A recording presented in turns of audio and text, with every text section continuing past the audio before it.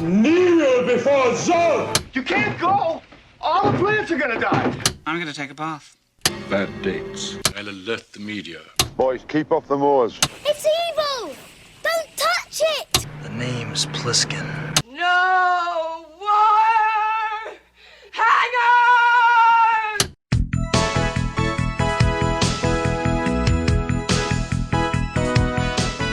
Welcome to Vintage Video, where we're rewatching the 80s so you don't have to. We'll be reviewing every major film release of the 1980s in chronological order, overanalyzing what you've seen and spoiling what you haven't. I'm Patrick O'Reilly. I'm Jesse Bayless. And I'm Richard Wells. And today we're discussing Just Before Dawn, released November 27th, 1981. It was written by Mark Arywitz and Jeff Lieberman, based on a story by Jonas Middleton, directed by Jeff Lieberman, and released by Picture Media.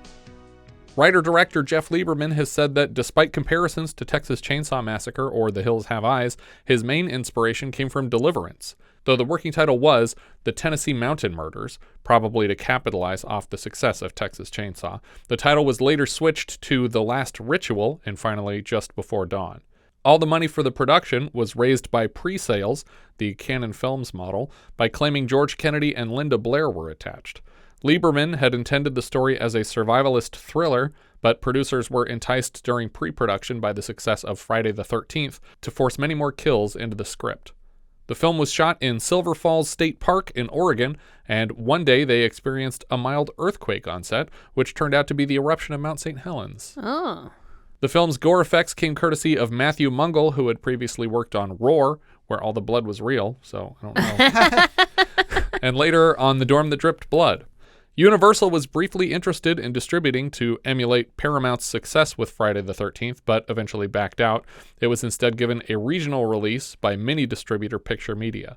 In Germany, it was released as Blutige Dämmerung, or Bloody Dusk, and the French title was Survivance, as a half-assed reference to Deliverance. But is survivance a French word? No, it's not an anything word. It's not an anything word. Yeah. Was this a video nasty? No, it wasn't. It was obviously followed by Before Sunset about 10 years later, and Ethan Hawke and Julie Delpy returned to reprise the lead roles, unless I'm mistaken. But I think that's correct. We open with sunrise over an Oregon forest and an ominous bird whistle in the score.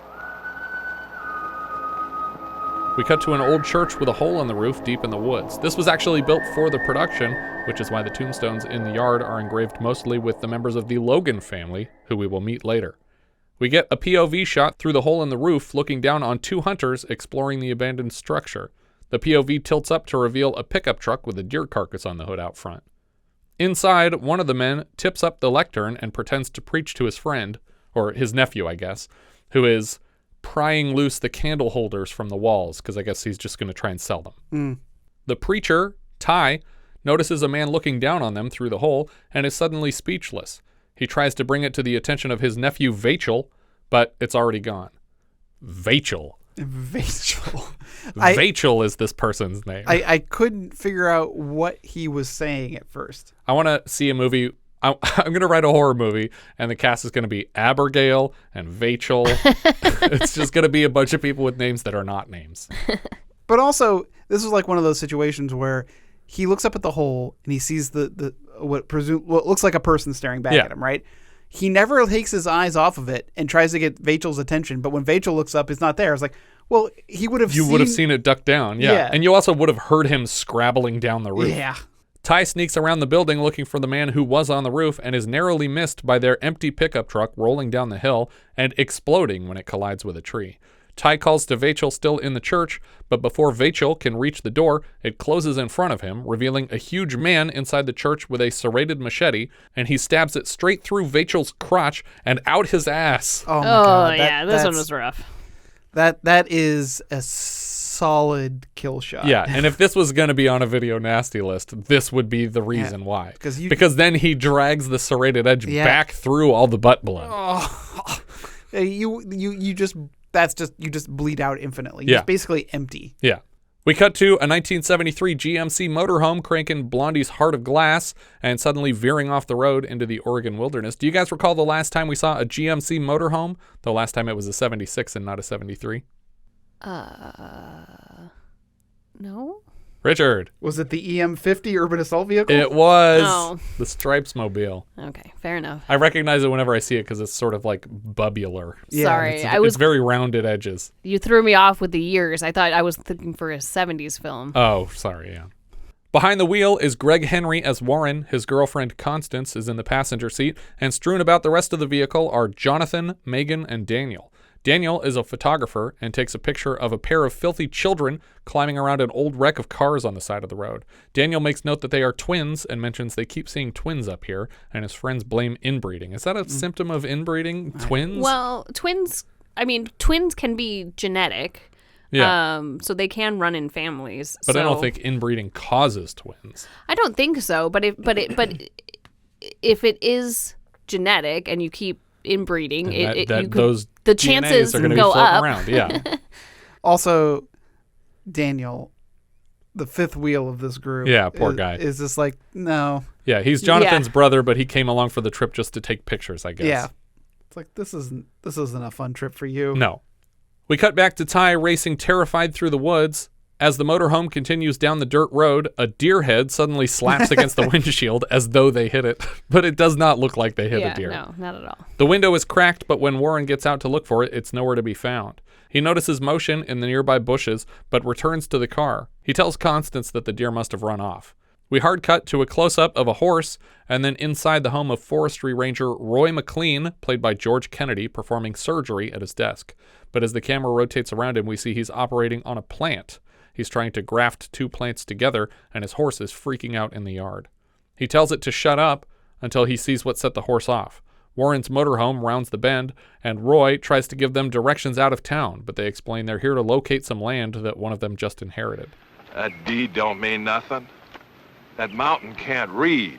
He does his best to warn them out of the area. At least tell me where you're going. So that when you don't come back, I'll know how to fill out the report. Silver Lake. Turns out Silver Lake was a lie to keep the ranger out of their business. Yeah, it's too full of hipsters. As they continue down the road, Daniel asks Warren to pull over because he saw a person out there. Well, as they're pulling away, Roy continues to like yell at them, like it's like it's not like I doesn't try to warn, I'm not just spinning yarns or something like that. Like it's just like harbingering as hard as he can. That's what I put. I put harbingering. Yeah. Harbinging. Is that a thing?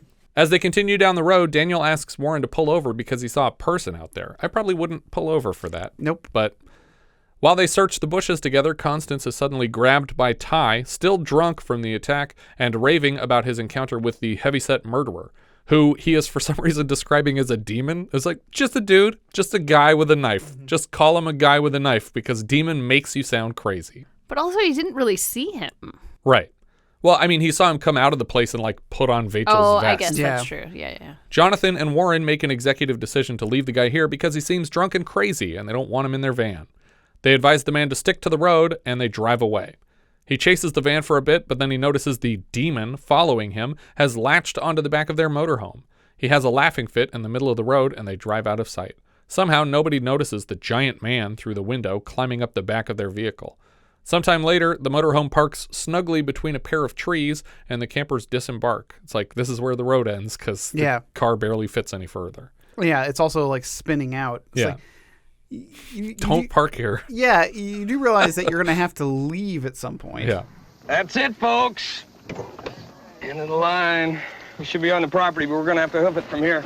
Right as they're leaving, one of the guys walks back into the motorhome, and at that point, our crazy killer man is like literally like leaning down in front of the window and then like gets back up, and it's just like, why would he choose that moment when they're getting in or out to cross over the window? Because unless you're trying to be seen. But luckily, this guy was just kind of looking down for something, and didn't notice this guy, but he was doing it right when the guy was walking in. Later, we see them hiking under a waterfall, and one of them remarks on how it's actually ludicrous for anyone to believe they own a piece of nature. Warren and Jonathan head back for one more load of camping supplies, and they leave Daniel the nerd with the girls, Constance and Megan. They didn't even check behind the waterfall. There's usually treasure chests back there. Yeah, I know. I mean, they get more chances. We jump cut to a roaring fire between tents sometime later, and it seems like everything went according to plan at the camp, except Warren and Jonathan haven't returned yet. It seems like they left on purpose so they didn't have to do any of the work. Because, like, the tents are all built, the campfire's made, everything's done. They literally come back with 1 bottle of wine. That's all they got for that trip. Well, they said someone broke into their car. The campers search the pitch black around them for their friends, and suddenly they hear some twigs crunch. They call out to the noise in the dark, and it scampers all around them. Megan loses her temper and grabs a knife before shouting into the night. All right, who is it? What do you want? Of course, it's their friends playing a trick on them, and they jump out and blow their rescue whistle to freak everyone out. Unfortunately, we learn here that before they made it back to the camper, someone broke into it and took most of their food. They assume it was the drunk old man. The guys accuse Daniel of pissing himself with fright, and he accidentally checks his pants, giving himself away. The girls don't think it was funny, and Warren claims Jonathan made him do it. Jonathan made me do it. The devil made you do it. Do you guys recall the last time somebody claimed the devil made me do it? The devil and Dean Devlin? The devil and Dean Devlin? Dean Devlin? That's not what I meant. What is his name? Is Roland Emmerich the Max devil? Devlin. The devil and Dean Devlin. The devil made me write that movie. Max Devlin. Was that No, that no, wasn't it's not the that answer? one. It's much more Okay. recent than that. Oh. I'll give you a clue. Here's the full line. He says, The devil made me do it. And, that rabbit made me do it. Oh, it's the Looney Tunes movie. Yeah. So it's, Oh. yeah, okay. The next morning, Constance confesses to Warren that she was terrified of their prank last night. She wishes she could have taken action like Megan did. Warren assures her it was just a joke and it's not a reflection of who she is. The weird warbling bird calls we've heard so far seem to morph into the singing of a young girl. They follow the voice to a lake beneath the waterfall and find a stranger swimming there. All 5 campers sneak up on the girl before calling out to her, and she runs away. For some reason, they assume she's scared of the camera and not the 5 strangers who just snuck up on her. As the campers leave for another hike, we notice another person following them down the trail, stepping on their litter behind them. They sneak along a narrow trail over the top of the waterfall and come to a rope bridge. Daniel expresses a reservation to cross, but Warren insists it's safe, based on literally nothing. Yeah.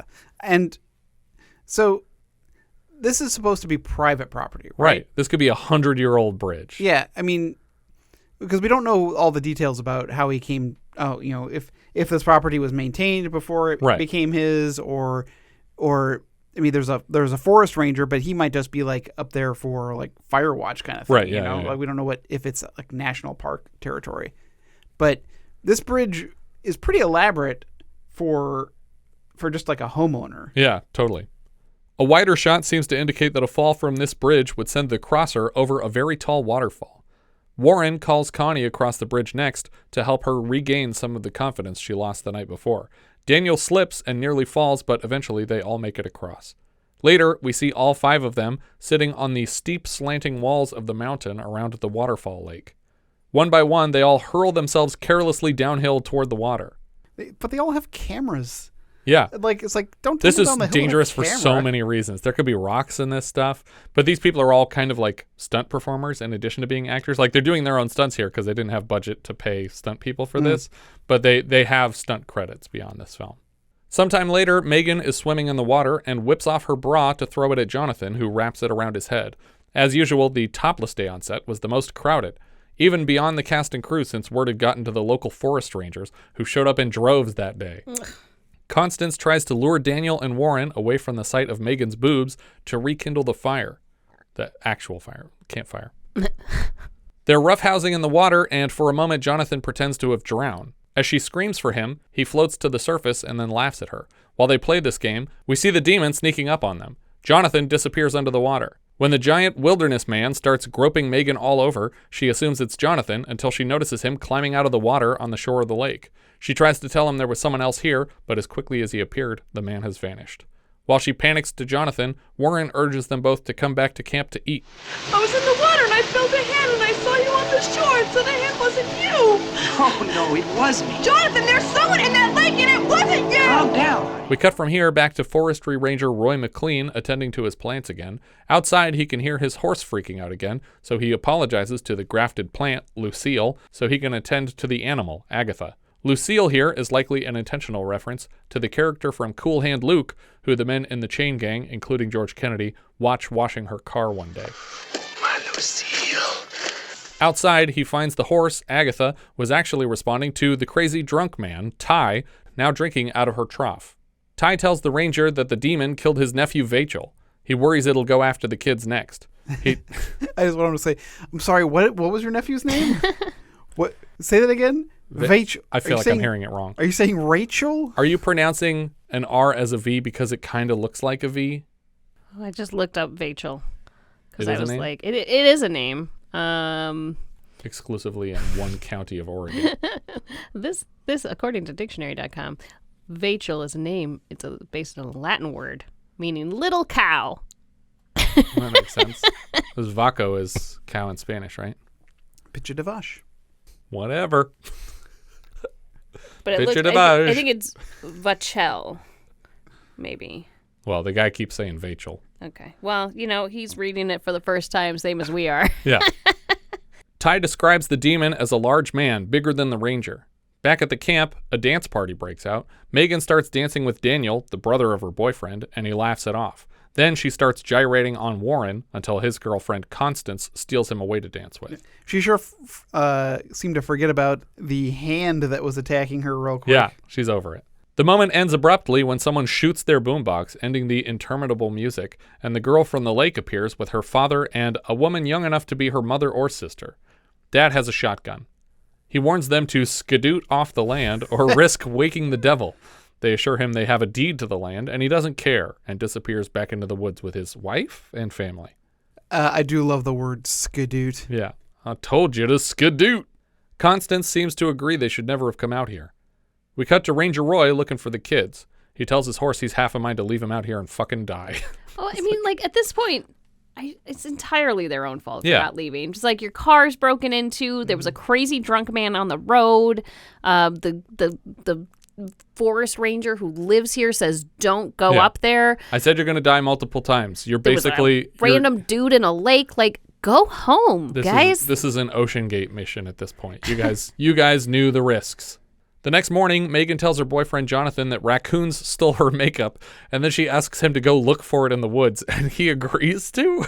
It's like, raccoons took all my makeup. Go get it back. It's like, great. I'll go to the raccoon house.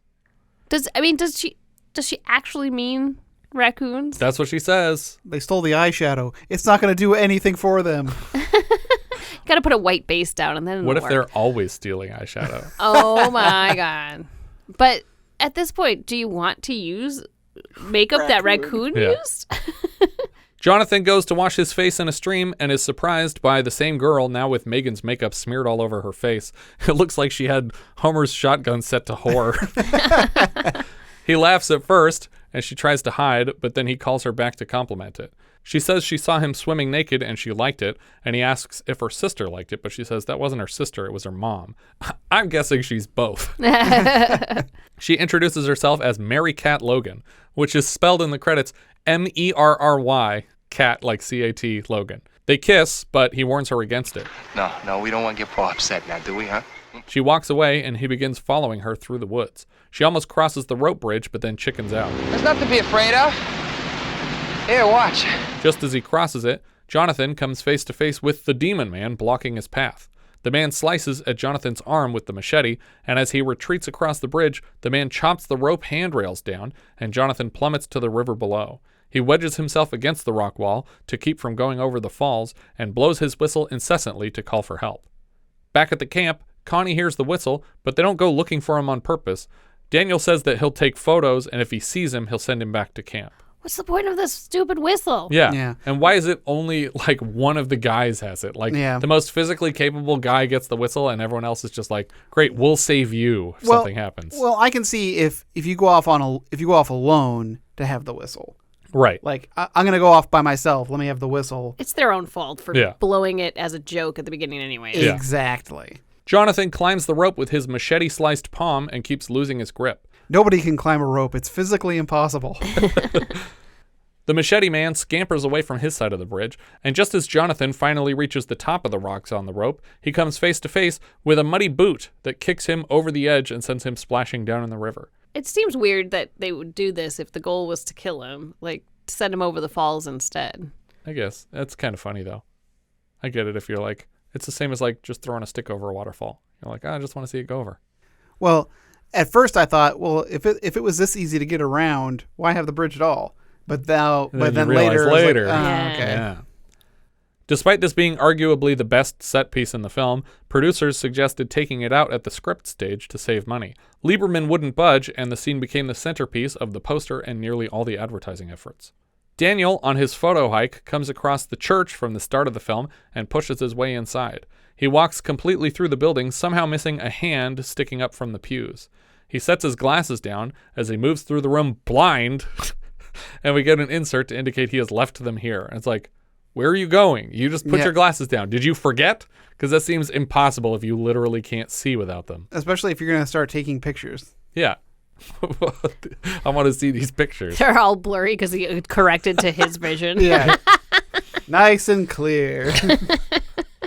Daniel is suddenly surprised by Megan, and they head outside to escape the terrible smell in here. Elsewhere in the river... Is it the pews? P.U. Elsewhere in the river, Warren teases Connie with a fish that he seems to have snagged right out of the water with his hands. They kiss a bit until Jonathan's body comes tumbling down the waterfall behind them. Warren drags his friend to shore and administers CPR, but it's too late. He has drowned. Connie shares theories, and Warren doesn't want to hear them. He was murdered, wasn't he? You don't know that. He was calling for help. You don't know that.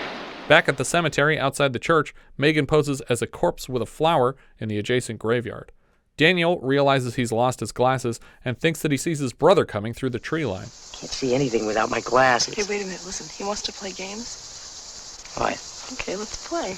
Megan invites Daniel to kiss her and make Jonathan jealous. This is a terrible idea, especially if that's actually my brother coming. Yeah. Daniel watches the shape approach them angrily from the woods, but it's very clearly not Jonathan, even in the blurry POV we get from Daniel. He still seems to think it is, though, right up until he gets a machete to the guts. Daniel collapses quickly, and the demon chases Megan back into the church, where she eventually finds the body Daniel missed earlier. The demon tears the machete out of Daniel's chest and picks up the kid's camera. Megan watches him wander aimlessly about the yard with the camera, and then suddenly, another demon is sidling up behind her. Another set of twins, the terrible machete murderers. The brother outside takes a bunch of photos rapid fire, while the inside brother moves to attack Megan against the window frame, and she collapses to the floor screaming. Back in the woods, it's just Connie and Warren now. They find the camp abandoned. Warren suggests locating the old people that shot their boombox for help.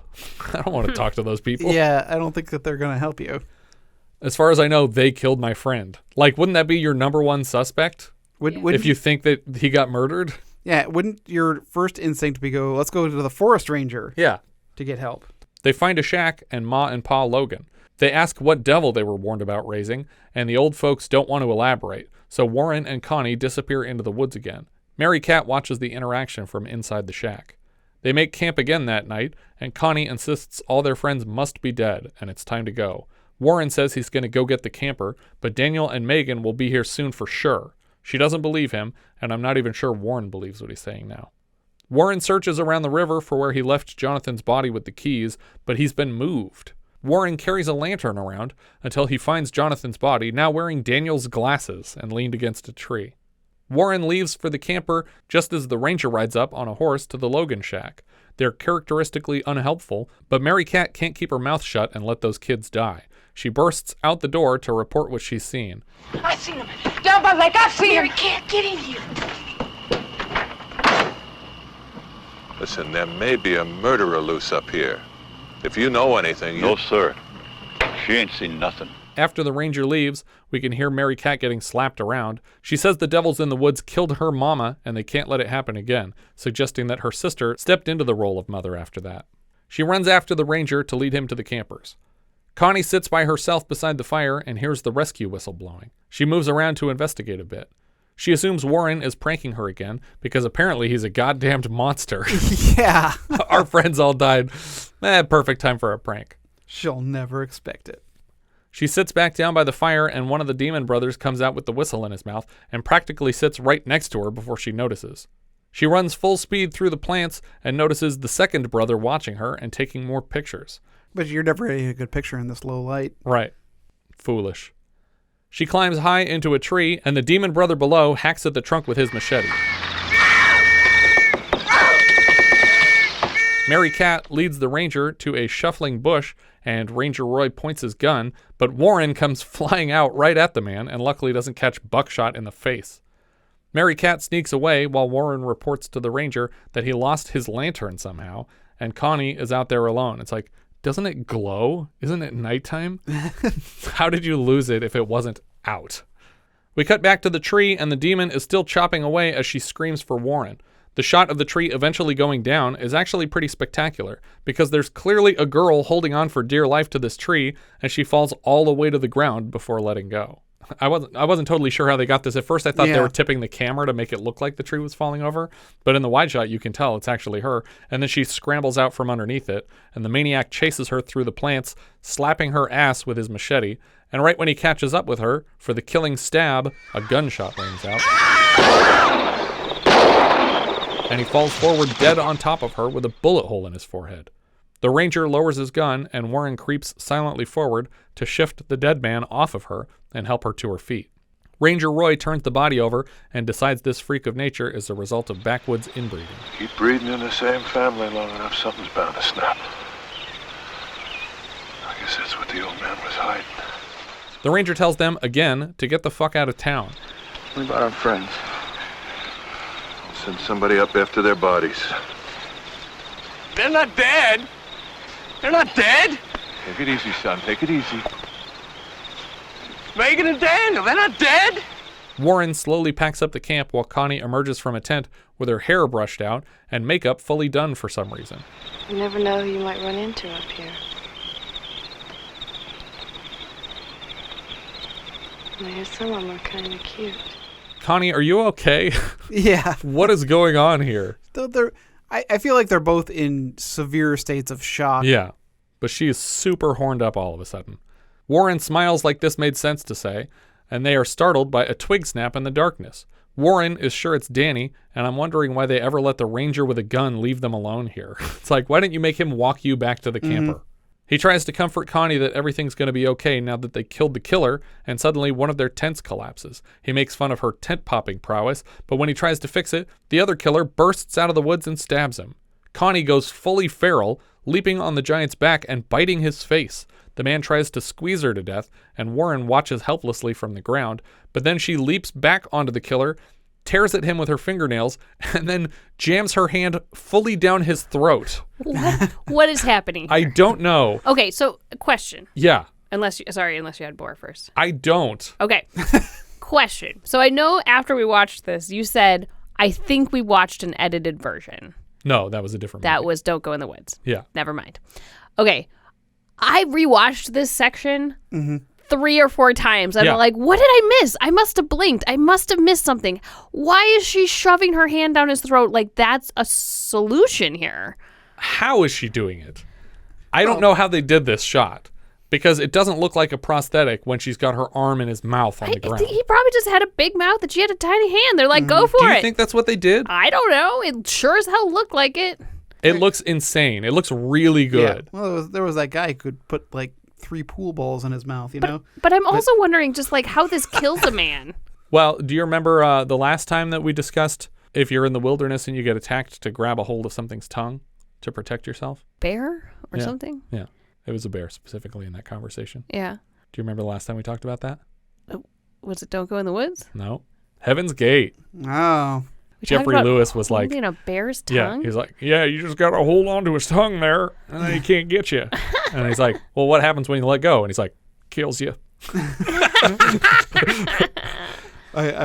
My mind was going. It was like, was that one of the Teehee's advice about the crocodiles? No, that would work too, though. No, those things would just bite your arm off if you grab their tongue. Well, honestly, I don't know why he's not just biting down in her arm. I mean, he doesn't have enough leverage. Yeah, you don't. Yeah. He can't even start moving his jaw because it's it's pulled out tight by her arm. Yeah, it's probably unhinged. It's probably completely dislocated. And so did she just like block his airway with her so. fist? I think she's fully choking him to death by putting her hand down his throat even further than he would be able to breathe through his nose. Just talking. I mean, and she has in her hand and a fist when it comes out, but she may have like had her fingers out. Stop.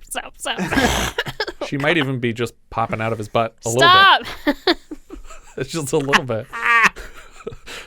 I was like, she just pulls her hand out. I was like, I had a ring on. Oh no. But yeah, like when I was watching, I was like, I just went, Jesus Christ, watching. I was not. No, it's very disturbing because like this movie is really ho hum. Yeah, it is. But then that happened, and I just woke right up. Yeah, it's really the fucking ass stab and the throat punch are the two from craziest the inside. things. Yeah, from the inside. I was gonna send you so many like Simpsons clips in regards to this. Which ones? So I had Mole Man getting hit in the groin and goes, my groin. And then, old man getting hit by a football. And then was this Principal Skinner is like, no one can climb a rope. It's physically impossible. But then this one was Flanders going, I'm insistent on a fisting. And Smithers goes, what's this about a fisting? Oh my God. Yeah, that's ridiculous.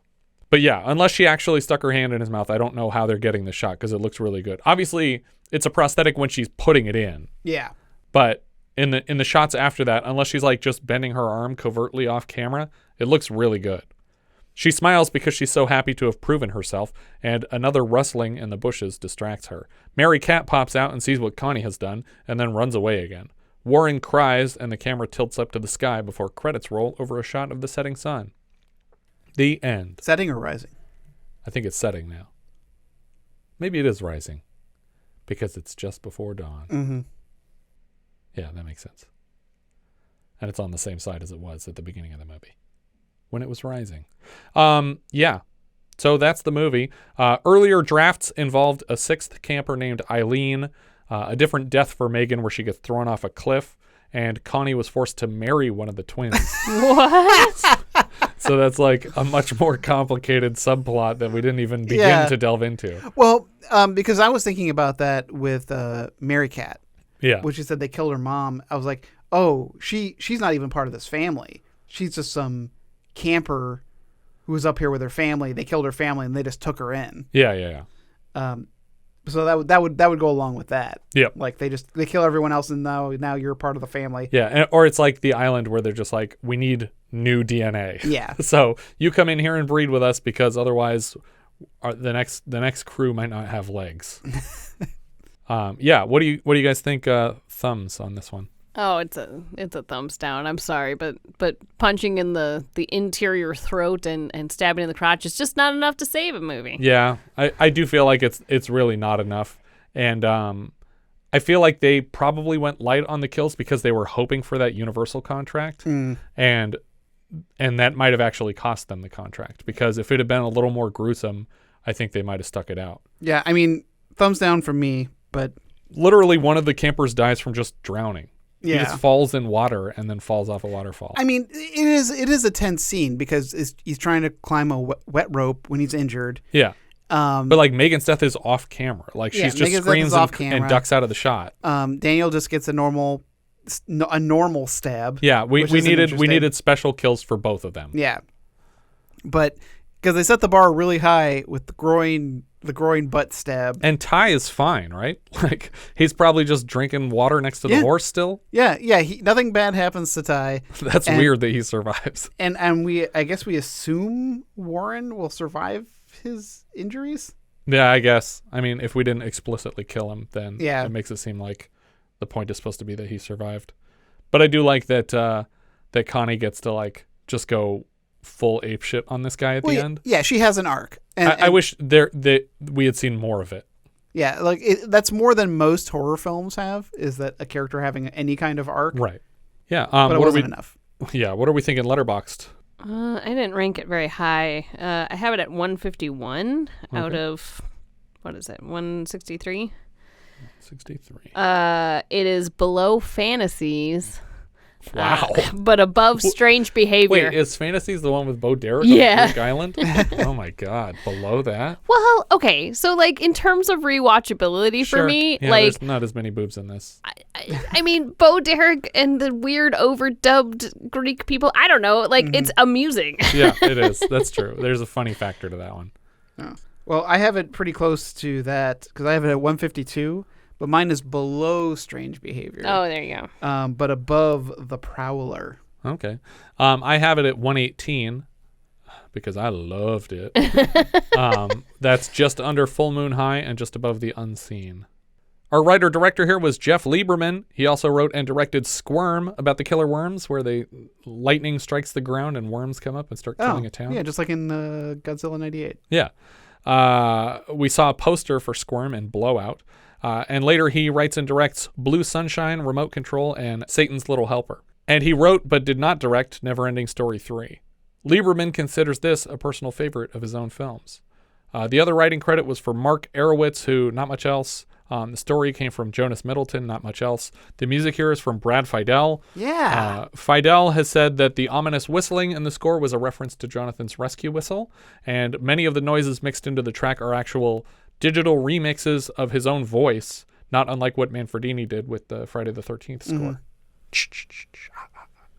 But Brad Fidel, like the Terminator theme song. He's also the husband of Ann Dusenberry, who we've seen so far in Jaws 2, Heartbeat, and Cutter's Way, and he has composing credits on Fright Night, True Lies, Johnny Mnemonic, and probably most famously the Terminator score.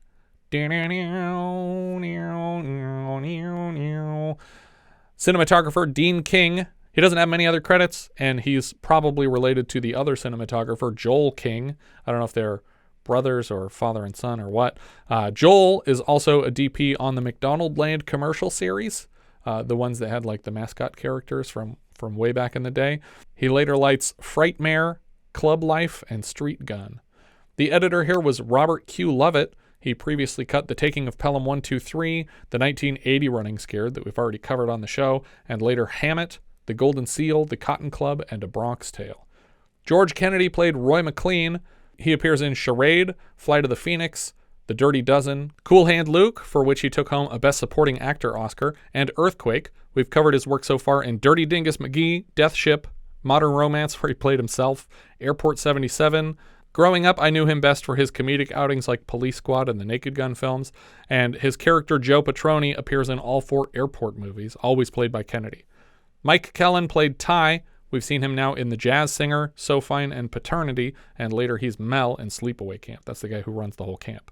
Chris Lemmon played Jonathan. He was also in Airport 77 with George Kennedy and his own father, Jack Lemmon. We've seen him now as Robbie Rotman in The Happy Hooker Goes Hollywood and Seems Like Old Times. He's possibly best known as Martin Brubaker in the Thunder in Paradise films and series. Gregg Henry played Warren. This is a very early turn for Mr. Henry. Later he shows up in Scarface and Body Double for De Palma. The earliest I recall seeing him was in James Gunn's Slither in 2006. After that, he was Hugh Panada on 20 episodes of The Riches. He was in an episode of A&E's The Beast, and he works with James Gunn again as Detective Faulkner in Super, and possibly most famously as Peter Quill's grandfather in the Guardians of the Galaxy films. Deborah Wilson played Constance. She was a USO girl in 1941. Ralph Seymour played Daniel. We've seen him so far as Zig in Underground Aces and Gosler in Backroads. Later he's in Surf 2, Meatballs 2, Ghoulies 1, Fletch 1 as Creasy, and in Pee-wee's Big Adventure, he is Francis's accomplice. Katie Powell played Mary Cat Logan. She was Mrs. Clean in Milk Money. John Hunsaker played Mountain Twins, so it was one guy playing both parts. He doesn't have many other credits I recognized, but apparently Richard Kiel had auditioned for the part. Oh. That'd be neat. Charles Bartlett played Vachel, not to be confused with the movie Charlie Bartlett. Yeah. As soon as I saw his name, I was like, why don't I know the name Charles Bartlett? I was like, oh, that's right. He has additional voice credits in Jaws 4, Oliver and Company, and he voices a cow in Babe and Babe 2. Jamie Rose played Megan. She was Vicky Hogan in 44 episodes of Falcon Crest, and she's Dee Dee in Chopper Chicks in Zombie Town. I think that's everything for Just Before Dawn. If you have any thoughts you'd like to share, you can find our socials at linktree/vintagevideopod. Thank you so much for listening, and I hope you'll join us next time when we'll be discussing Whose Life Is It Anyway, which IMDb describes like so. Ken Harrison is an artist who makes sculptures. One day he's involved in a car accident and is paralyzed from the neck down. All he can do is talk, and he wants to die. In hospital, he makes friends with some of the staff, and they support him when he goes to trial to be allowed to die. We leave you now with the trailer for Whose Life Is It Anyway? You think I'll ever walk again? No. Regain the use of my arms? No. Or my hands? No. You know that dinner dance next Saturday? I think we ought to tell them we'll be late. We seem to be out of the woods, meaning I can resume my basketball career?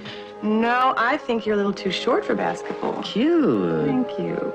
You know, Miss Rodriguez, you promised me you wouldn't send any more cute ones in here. Oh, you should have seen the one who was in here last night. Yeah. After lights out, she snuck me out. We went skateboarding. Only trouble was I was the skateboard. Okay, I think we can start stepping up your physical therapy now. To what purpose? Are you comfortable, Mr. Harrison? Rodriguez, you give great sheet. Hey, man, this needs toning up, you know. When she wind up her bottom, she go like a You know, I've noticed you walking around this room, bending over me, examining my body. It's amazing how relaxed a woman can be when she's not in the presence of a man. He's beginning to realize what he's up against. When you were sculpting and things weren't coming out right, did you quit? No, I didn't. Well, neither do I. There is a rumor going around that you don't want any more treatment. Because I don't want to go on living like this. He's gotten himself a lawyer. Threatens to sue unless we discharge him. I am not asking anyone to kill me. I'm only asking to be discharged. Mr. Harrison is not capable of making any rational decision about his life or his death. That is the question to be decided. The ultimate question in the human comedy. Whose life is it anyway?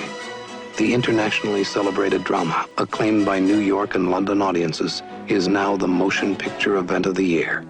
Starring Academy Award winner Richard Dreyfuss and John Cassavetes.